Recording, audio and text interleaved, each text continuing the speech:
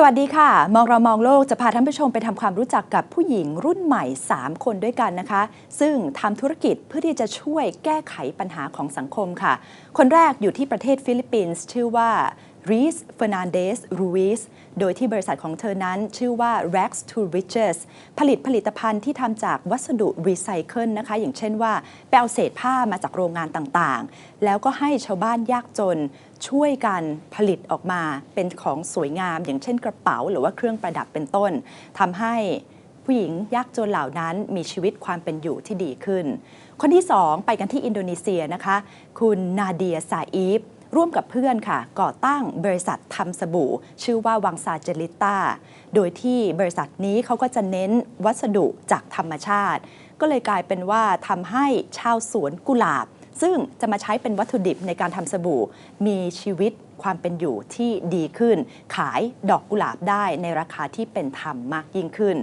คนที่3นะคะคุณอนาลิซาบาลาเรสค่ะอยู่ที่สหรัฐอเมริกาแต่ว่าเป็นคนฟิลิปปินส์โดยกำเนิดนะคะก่อตั้งเครือข่ายที่ชื่อว่า Women's Sphere โดยที่จะมีการจัดการประชุมการเสวนานำผู้หญิงจากหลายประเทศหลายธุรกิจให้มาเจอกันเพื่อที่ว่าจะได้สร้างเครือข่ายให้คำแนะนำซึ่งกันและกันและที่สำคัญเลยก็คือสร้างแรงบันดาลใจให้กันและกันนะคะเราไปฟังแนวคิดแล้วก็วิธีการทำธุรกิจเพื่อสังคมของผู้หญิงที่น่าสนใจ3คนนี้กันค่ะ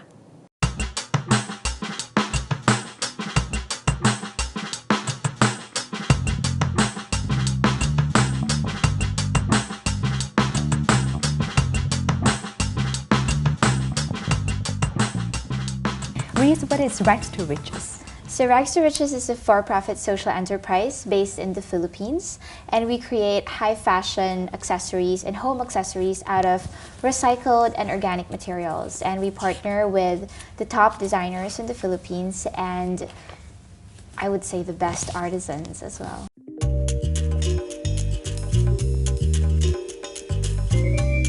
Je suis bien avec toi, mais le meilleur endroit c'est dans tes bras.How did the idea come to you?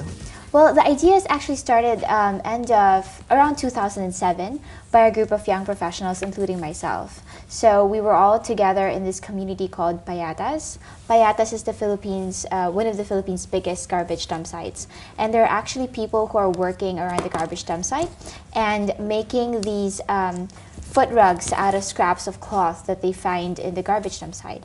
But because of the presence of some middlemen, and not just one but many middlemen who hindered their path from the market, they were only earning around 8 cents US a day. And for us that was very scandalous. And so Rags to Riches started because we were so irritated by this situation. We thought that there's no way anyone deserves to live with that situation. People deserve better than that, and so we decided to do something about it.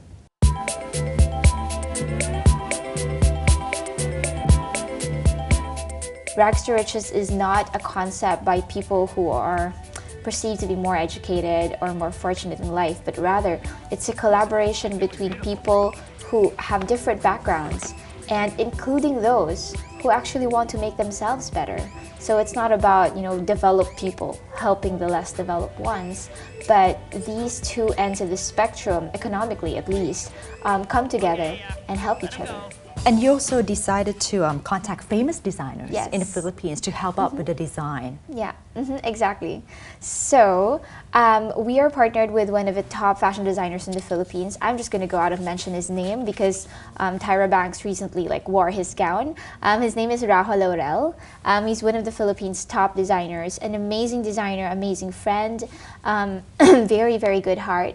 And so we presented the idea to him very early on in Rags to Riches, and we were not anybody just yet during that time, but he believed in us and he thought that he could use his creativity and his talent to actually contribute to something.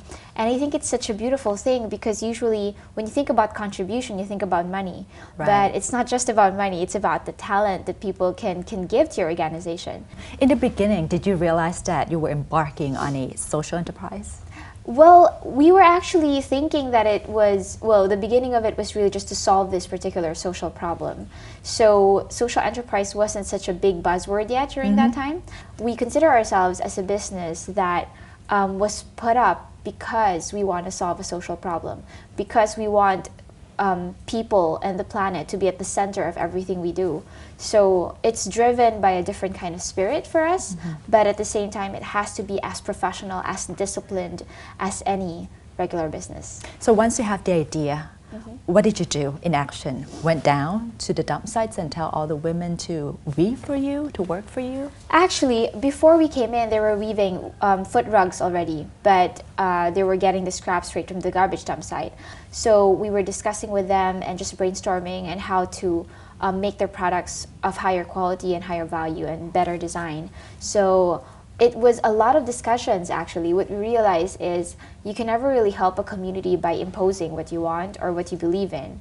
You have to really open up discussion and ready to be surprised because they actually have a lot of great ideas and you just have to be open and humble enough to understand that you just, even if you read all the books, you just really don't know everything. And so we were surprised in a lot of ways because we went there to organize and help them out, but we came out surprised that together we were able to create a social enterprise that is now 4 years old and thriving. Do you have to train them in the way how they produce the products now because you want to sell it to the wider market? Exactly. Well, in the beginning, the artisans already have the raw skills. Right. Like they already have the technical skills to put it together.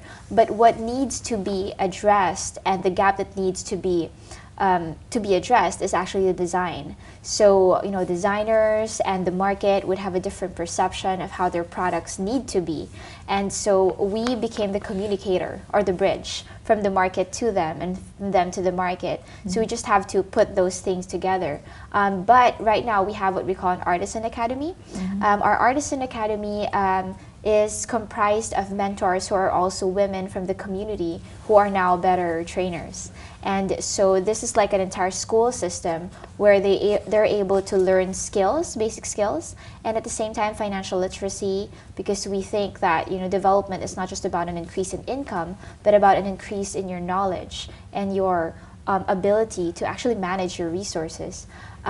We also have some values formation, which are very important because it's, again, not just about the money, but it's about behavior. It's about how you look at life. So what are the products that you produce now? Yes, so we have purses and clutches such as this. So it's one of our newest collection, this one. We also have home accessories that's soon to be launched in the Philippines, and we're hoping also in Asia and abroad.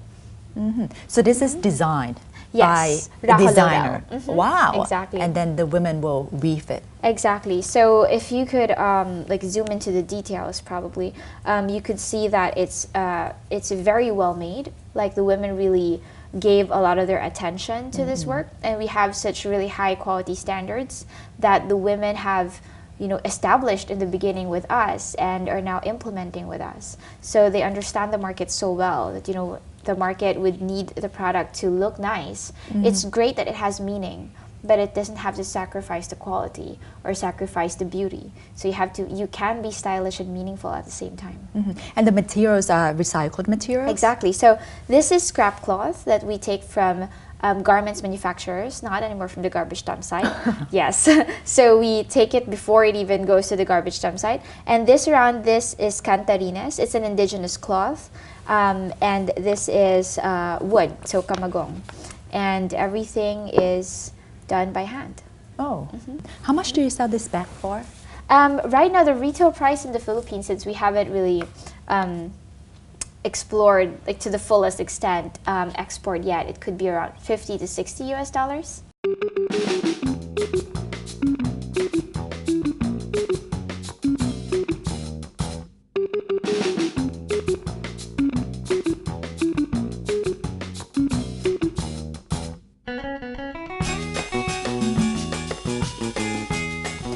do the women earn today compared to how much they earn in the past? So right now, just to put it all in context, the women still work around 2 to 4 hours a day. It really depends on how many kids they have to take care of. Most of them are home-based. So if before, with that situation, they were earning around 8 cents a day, right now they have the potential to reach around 11 to 12 US dollars a day, which is above minimum wage. Are there also other benefits that they get? Exactly. So we also have the education program, the Artisan Academy for them. We have some training sessions and we invite some partners over. And recently we have launched our savings program. So each of them, they have their own bank accounts. A very small percentage of people in the Philippines have their own bank accounts. And these women from the community can actually see their savings increasing through their passbooks. So it's just unheard of before, but now they have the capacity to save and actually think about the future. What's the feedback so far for all the product lines? Actually, we're very happy because people approach the product not because they read in a tarpaulin that you're helping women. They approach the product because of the design. So they go there first and then they open the bag. And when they open the bag, we have a tag. So the tag has a story about rags to riches. And behind the tag is the name of the mother or the woman who made the product. So it has a very special personal connection to the customer. But at the same time, it's good news that they go to the product first for the colors and for the design and not the other way around. So for us, it's the more sustainable way to market. So in terms of business, this is a profitable venture. Yes, it's the goal of Rags to Riches is to really be a sustainable business. You know, for us, profit is a good thing as long as you know what it's for. And it's not an end in itself, but actually a means to an end.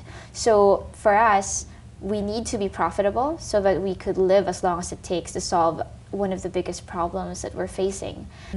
What encouragement would you give other people who might want to do something good for society like you? I think one of the biggest hindrances to doing something good is thinking that it conflicts with doing well. But I think in this world today, you can see a lot of great examples that you can do well by doing good. And it's actually not separate. You know, you could put it together and it's seamless and it makes so much sense. One of the things that I always tell people who ask me about what I'm doing and they say, wow, you're so philanthropic, you're so selfless, then I tell them that, you know, my decisions and this social enterprise is not just about being selfless. It's about realizing that you are all part of the same world. So eventually it comes back to you. Eventually it will come back to your children. That if you give out something good to the universe, it sort of brings good things back to you as well. So it's not just completely selfless because you really want to think about your future as well and the future of your children. So I think it's rather than just thinking about yourself as in a bubble, you think about yourself as part of a global community. And that could encourage you more.